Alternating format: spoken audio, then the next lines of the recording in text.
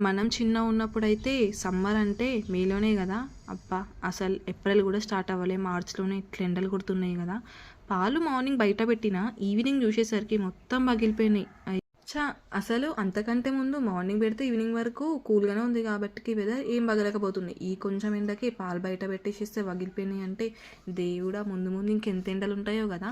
పగిలిపోయిన పాలతో పన్నీర్ కూడా చేయొచ్చు అని నేను విన్నాను. అంతకంటే ముందు ఒకసారి ట్రై చేశాను. పన్నీర్ రాలేదు. బట్ ఈసారైనా చూద్దామని చెప్పేసిస్తే అసలు ఆ పాలలో నుంచి పన్నీర్ లాగా కానే కాలేదు. పన్నీర్ రాకపోతే ఏందిలే, మనం స్వీట్ ఉంటుంది కదా, కోవా స్వీట్ లేకపోతే కలాకండ్, అలా రెడీ కూడా చేసుకోవచ్చు తిని. మంచిగా ప్యాన్ పెట్టేసి అందులో పాలన్నీ తీసేసాను. అంటే పాలు వడగొట్టిన తర్వాత ఇలా వచ్చిందనమాట కోవా టైప్.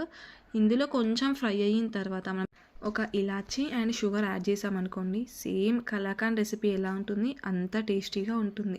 మనం ఈజీగా తినేయచ్చు. అంటే మనం షేప్స్ వేసుకుంటే వస్తుందేమో కానీ నేను షేప్స్ ఏం చేయలేదు. జస్ట్ ఇలా ఫ్రై చేసి ఒక బౌల్లో పెట్టేశాను, అలానే తినేసాం. పాలేమో చాలా ఉన్నాయి బౌల్లో. ఆ తర్వాత వడగట్టిన తర్వాత చూడండి కోవా ఎలా వచ్చిందో. కొంచెమే అయ్యింది, అయినా కూడా ఎందుకు వేస్ట్ చేయడం అని చెప్పేసి ఇలా మేము స్వీట్ తీసుకున్నాము. ఇలా ఇంకా డిఫరెంట్గా ఏమైనా స్వీట్స్ మీరు ఒకవేళ చేసుంటే కామెంట్ చేయండి.